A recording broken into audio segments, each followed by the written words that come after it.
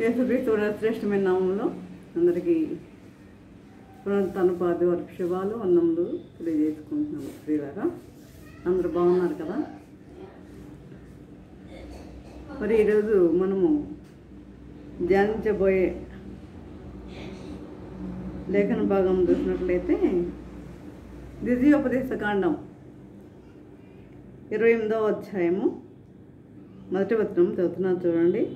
నీవు నీ దేవుడైన యెహోవా మాట శ్రద్ధగా విని నేడు నేను నీకు ఆజ్ఞాపించున్న ఆయన ఆజ్ఞలన్నిటినీ అనుసరించి నడుచుకున్న ఎడల నీ దేవుడైన యెహోవా భూమి మీదనున్న సమస్త జనముల కంటే నిన్ను హెచ్చించును. నేను ప్రార్థన చేసుకుందాం. పరిశుద్ధుడా, ప్రేమగల తండ్రి, నీ పరిశుద్ధ పాదము స్తోత్రము దేవా. ప్రభా తండ్రి, ఇంతవరకునైనా ప్రభా మమ్మల్ని సజీవులుగా ఉంచిన విధానం బట్టినైనా మీకున్నాం తెలియజేసుకుంటున్నాం తండ్రి. ఇదిగోనైనా ఈ వాక్యమైన ధ్యానించుకుంటుండగా మీరు మాతో ఉండండి, మాతో ఉండి నడిపించండి నాయన ప్రభా.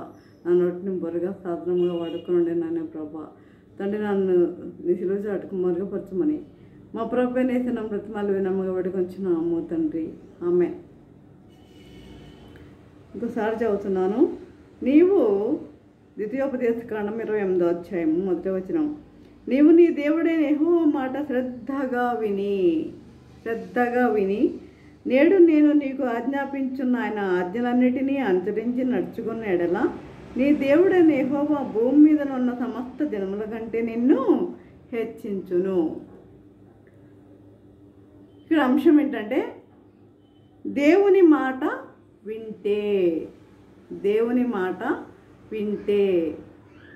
నిజమే. దేవుని మాట ఎంతమంది వింటున్నాం?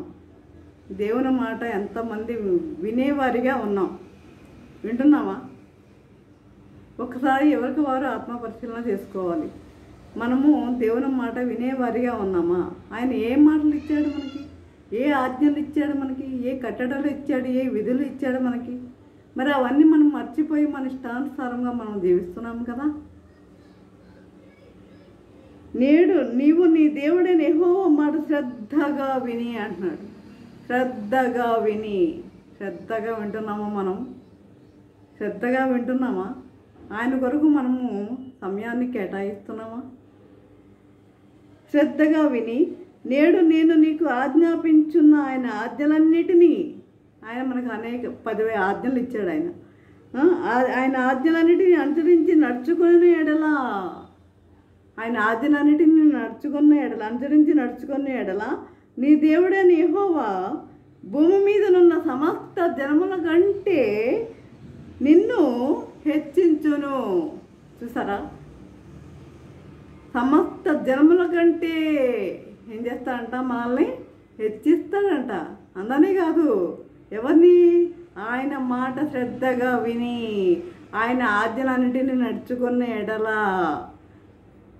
ఏం చేస్తాడంట? మనల్ని సమస్త జన్మల కంటే, భూమి మీద ఉన్న సమస్త జన్మల కంటే ఆయన మనల్ని హెచ్చిస్తానంటున్నాడు. మరి ఆ హెచ్చింపు మరి ఎలాగొస్తుంది మనకి? ఆయన మాట వింటేనే వస్తుంది. ఆయన ఆజ్ఞను మనం పాటిస్తేనే వస్తుంది. అంతే కదా? ఆయన ఆజ్ఞను పాటించే వారిగా మనం ఉండాలి. కనుక చూడండి, మొదటి చూద్దాం. మొదటిది మనం చూసాం, మనలను హెచ్చిస్తాడు. ఆయన మనలను హెచ్చిస్తాడు. మనము హెచ్చించబడాలి అంటే, ఈ లోకంలో సమస్త జనముల కంటే హెచ్చించబడాలి అంటే ఏం చేయాలి? మనము ఆయన మాటలు శ్రద్ధగా వినాలి, కానీ మనుషుల మాటలు వినకూడదండి. మనుషుల మాటలు మనము వినేవారిగా ఉండకూడదు. ఎందుకంటే వారేదో కాలక్షేపం కోసం వారి మీద వీరి మీద వారికి రకరకాలుగా చెప్పేవారిగా ఉంటారు. ఆ మాటలన్నీ నువ్వు నమ్మి నువ్వు కూర్చోబెట్టుకు మాట్లాడుకుంటే మరి దేవుడు ఇవన్నీ వింటలేదా? ఆయన ఒక చెవి ఇటు పడేయట్లేదా? చూడటం లేదా? వినటం లేదా? కానీ ఆ మాటలు వినేవారికి తెలియదు కదా. కాబట్టి ప్రియులారా, మనల్ని హెచ్చించాలి అంటే మనం ఏం చేయాలి? ఆయన ఆజ్ఞలన్నింటినీ మనము పాటించేవారిగా ఉండాలి. చూడండి, నాకు తెలిసిన ఒక ఆమె ఉంది. ఆమెకి ఏమి పని పాట ఉండదు, తినడము తిరగడము అంతే, తినడం తిరగడం అంతే. ఆమె ఏం చేస్తుందంటే వారి మీద విరిగి చెప్తుంది, వాళ్ళు వెళ్ళిపోయిన తర్వాత వీళ్ళ మీద వాళ్ళకి చెప్తుంది. మన మీద వాళ్ళకి చెప్పినప్పుడు మరి వాళ్ళ మీద మనకు చెప్పట్లేదా? మరి అవన్నీ బయట పెడితే ఎలా ఉంటుంది? యుద్ధమే కదా. కనుక ప్రియులారా, మనుషులను కూడా మనం ఏం చేయాలి? మనము తగ్గించాలి, దూరం పెట్టాలి. మనుషుల్ని దూరం పెట్టేవారిగా ఉండాలి, వారి మాటలు నమ్మేవారిగా ఉండాలి, ఉండకూడదు. అలాంటి భయంకరమైన మాటలు చెప్పేవారు కూడా ఉన్నారు. మరి వారికి కూడా ఒక తీర్పు ఉంది, ఎక్కడో తీర్పు లేదు, ఇక్కడే భూమి మీదే ఉంది ఆ తీర్పు కూడా. వాళ్ళు మళ్ళీ చర్చిలకి వెళ్తారు, ప్రభు బలలో పాల్గొంటారు, భక్తి పరులుగా నటిస్తూ ఉంటారు. మరి ఈ మాటలన్నీ చెప్పడంతో మరి ఏంటి కారణం? ఏంటి చెప్పండి, ఈ కారణం ఏంటి? ఇలాంటి వాళ్ళు కూడా అనేక మంది ఉన్నారు ఈ లోకంలో. కాబట్టి వారిని మనం ఏం చేయాలి? మనుషులను నమ్మేవారిగా ఉండవద్దు. మనుషుల మాటలకి మనము ఏం చేయాలి? మనుషుల మాటలను నమ్మేవారిగా ఉండొద్దు. వారిని మనం ఏం చేయాలి? దూరంగా ఉంచేవారిగా ఉండాలి. కాబట్టి వీళ్ళారా, మనల్ని ఏం చేస్తారంట? మనం ఏం చేయాలి? మనుషుల మాటలను దూరం పెట్టి, మనుషుల్ని దూరం పెట్టి ఏం చేయాలి? మనము దేవుని మాటలు శ్రద్ధగా విని దేవుని ఆజ్ఞలను మనము అనుసరించి నడుచుకుంటే మనల్ని హెచ్చిస్తాడు. కానీ మనుషుల మాటలు వింటే దేవుడు నిన్ను ఏం చేస్తాడు? పాతాళానికి తోసేస్తాడన్న విషయం తెలుసా? ఎందుకు? చూడండి, బైబిల్లో ఒక వాక్యం ఉంది, పరుని గుట్టు బయట పెట్టకము అని ఉంది. పరుని గుట్టు బయట పెట్టకము అని ఉంది. మరి ఈ మాటలు చెప్పిన అవి నిజమో కాదో అనేది మనకి తెలీదు, ఎంత వాస్తవమో అనేది తెలీదు. వింటాం అంతే, ఓహో అంతే, దూరంగా ఉంటాం అంతే, వాళ్ళకి దూరంగా ఉంటాం అంతే. కాబట్టి ప్రియులారా, ఈ రెండవది చూసినట్లయితే శత్రువుల మీద జయమిస్తాడంట, శత్రువుల మీద జయమిస్తాడంట ప్రభు. ఎందుకు? ఎప్పుడు ఆయన మాటలు వింటే, ఆయన ఆజ్ఞలు మనము పాటించే వారిగా ఉంటే దేవుడు మనకి శత్రువుల మీద జయమిస్తాడు అంటున్నాడు. చూడండి, ఇది ద్వితీయోపదేశ కాండం 28వ అధ్యాయము 7వ వచనము మనం చూసినట్లయితే, నీ మీద పడ్డ శత్రువులను యెహోవా నీ ఎదుట హతమగునట్లు చేయను. నీ మీద పడ్డ శత్రువులను యెహోవా ఏం చేస్తాడంట? నీ ఎదుట హతమగునట్లు చేస్తాడంట. నీ ఎదుట నువ్వేం వాళ్ళని చేయని అవసరంలా, దేవుడే చేస్తాడు. అది చెప్పాను కదా, తీర్పు ఉంది. ఈరోజు ఈ లోకంలోనే తీర్పు ఉంది.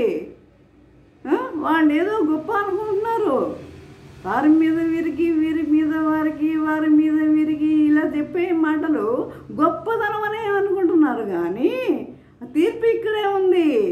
నీ ముందే దేవుడు ఏం చేస్తాడంట? శత్రువులను హతము చేసినట్లు చేస్తాడంట, హతము చేసేస్తాడంట నీ ముందే. అది మనమేం కోరుకోవట్లేదు, దేవుడే తెలియజేస్తున్నాడు. కాబట్టి శత్రువుల మీద నీకేం చేస్తాడు? జయం ఇస్తాడు. ఇక మూడవది చూసినట్లయితే చూడండి, సమృద్ధిగా మేలు కలుగజేయును, సమృద్ధిగా మేలు కలుగజేస్తా అంట. 28వ అధ్యాయము 11వ వచనం చూడండి, మరియు యెహోవా నీకిచ్చేదనని నీ పితరులతో ప్రమాణము చేసిన దేశమున యెహోవా నీ గర్భఫల విషయంలోను, నీ పశువుల విషయంలోను, నీ నేల పంట విషయంలోను నీకు సమృద్ధిగా మేలు కలుగజేయును. నీకు అన్ని విషయాల్లో నీకు మేలు కలుగజేస్తాడు, అన్ని విషయాల్లో మేలు కలుగజేస్తాను అంటున్నాడు. నేల పంట విషయాల్లో మేలు కలుగజేస్తాను అంటున్నాడు.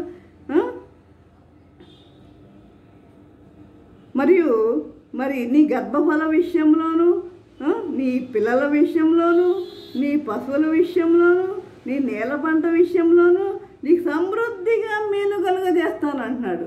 ఆ మేలు నువ్వు ఎందుకు పోగొట్టుకుంటున్నావు? మనుషులను దగ్గర చేసుకుని ఆ మేలు నువ్వు ఎందుకు పోగొట్టుకుంటున్నావు? అది మనం చెప్పలేము.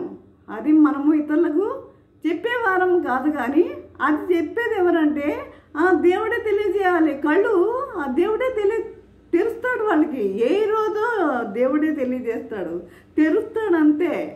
మనం చెప్పాల్సిన అవసరము లేదు ప్రియులారా. కాబట్టి సమృద్ధిగా మేలు కలుగజేస్తాను అంటున్నాడు. సమృద్ధి. ఆ సమృద్ధి మనం ఎందుకు పోగొట్టుకోవాలి? ఇతరులను మనం తెచ్చుకొని మన సమృద్ధిని ఎందుకు పోగొట్టుకోవాలి?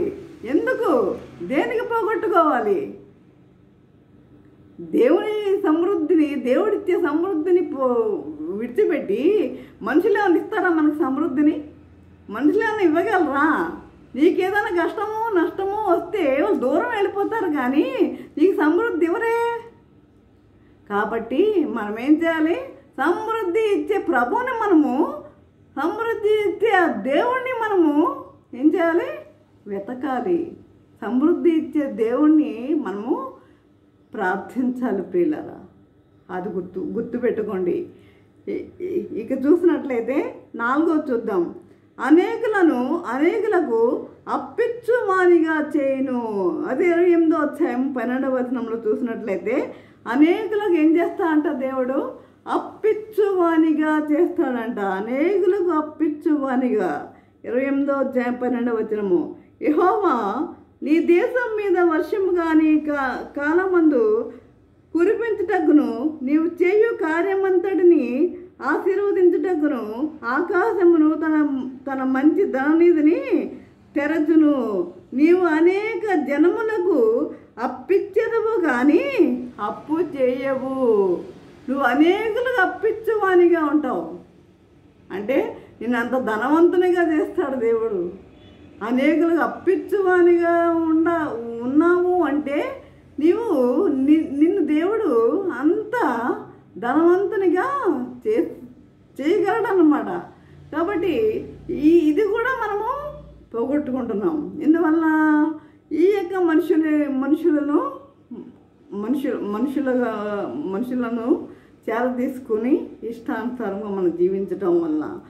కాబట్టి ఏం చేయాలంటున్నాడు? అప్పిచ్చువానిగా చేస్తాను. అనేకులకు అప్పిచ్చువానిగా చేస్తాను. ఎప్పుడు? ఆయన మాటలు విని, ఆయన మాటలను సమృద్ధిగా విని, ఆయన మాటలను సమృద్ధిగా విని, ఆయన ఆజ్ఞలను పాటించి అనుసరించి నడుచుకున్న ఎడల అప్పుడు మాత్రమే ఇవన్నీనండి. అప్పుడు మాత్రమే ఇవన్నీ. కానీ మీ ఇష్టానుసారంగా జీవించినప్పుడు మాత్రము ఇవి ఏమి కూడా జరగవు. ఇక 5వ చూద్దాం. నీవు దేవునికి ప్రతిష్ఠితునిగా ఉందువు. 28వ అధ్యాయము, అదే ద్వితీయోపదేశకాండం 28వ అధ్యాయం 9వ వచనము. నీవు నీ దేవుడైన యెహోవా ఆజ్ఞలను అనుసరించి ఆయన మార్గములో నడుచుకున్న ఎడల యెహోవా నీకు ప్రమాణం చేసి ఉన్నట్లు ఆయన తనకు ప్రతిష్ఠ జనముగా నిన్ను స్థాపించును. నిన్ను ప్రతిష్ఠ జనముగా స్థాపించును. నీవు కూడా దేవుని బిడ్డగా నీవు ఉంటావు. నీవు దేవుని యందు భయభక్తులు కలిగి జీవించేవారిగా నీవు ఉంటావు. కాబట్టి ప్రతిష్ఠితునిగా నిన్ను ఉంచుతాను అంటున్నాడు. నీవు దేవునికి ప్రతిష్ఠితునిగా ఉందువు. కనుక మనము ఇవన్నీ ఇప్పుడు చెప్పినవన్నీ ఏంటంటే, ఇవన్నీ ఎప్పుడు అంటే మనకి ఆయన మాటలు శ్రద్ధగా వినండి. మొదటిది గుర్తుపెట్టుకోండి. ఆయన మాటలు నీ దేవుడైన యెహోవా మాట శ్రద్ధగా వినండి. శ్రద్ధగా వినండి. శ్రద్ధగా వినండి. మనం దేవుని మాటలు వినటం లేదు. అందరూ అంతే, దేవుని మాటలు వినటం లేదు, కానీ మనుషుల మాటలు లెక్క పెట్టేవారిగా ఉంటున్నారు. కాబట్టి యెహోవా మాట శ్రద్ధగా విని నేడు నేను నీకు ఆజ్ఞాపించుతున్న ఆయన ఆజ్ఞలన్నిటినీ అనుసరించి నడుచుకుని ఎడల, ఆయన ఆజ్ఞలన్నిటినీ అనుసరించి నడుచుకున్న ఎడల నీ దేవుడైన యెహోవా భూమి మీద ఉన్న సమస్త జన్మల కంటే నిన్ను హెచ్చించును. చూడండి, చదువుతున్నా చూడండి. మొత్తం 5 పాయింట్స్ చెప్పాను. మళ్ళీ దేవుడు ఏం చేస్తాడు? హెచ్చిస్తాడు. హెచ్చింపు నీకు అవసరం లేదంటే ఇష్టానుసారంగా జీవించు. హెచ్చింపు కావాలి మనకి. ఇంకా ఏమంటున్నాడు? శత్రువుల మీద జయం ఇస్తానంటున్నాడు. మన శత్రువుల మీద దేవుడు ఏం చేస్తా అంటున్నాడు? జయం ఇస్తానంటున్నాడు. సమృద్ధిగా మేలు కలుగజేస్తానంటున్నాడు. ఆ మేలు మనుషులు మనకి ఇవ్వరు. ఆ మనుషులు మనకి ఇవ్వరు. కీడు తలపెడతారే కానీ మేలు ఇవ్వరు. ఇక 4, అనేకులకు అప్పించువానిగా మనల్ని ఏం చేస్తాడు? దేవుడు చేస్తాడు. ఇక 5వది, నువ్వు దేవునికి ప్రతిష్ఠితునిగా ఉంటావు. చూసారా? ఎప్పుడు మనము ఆయన ఆజ్ఞలను అనుసరించి నడుచుకునేలా. కాబట్టి ఈ విధముగా మనము ఈ లోకంలో జీవించే వారిగా ఉండాలండి. ఈ జీవితము దేవుడు కోరుకుంటున్నాడు. ఈ జీవితాన్ని ప్రభువు కోరుకుంటున్నాడు. కాబట్టి ఈ విధంగా జీవించుటకు పరిశుద్ధాత్మ దేవుడు సహాయం చేసి నడిపించును గాక. ఆమెన్. ప్రార్థన చేసుకుందాం.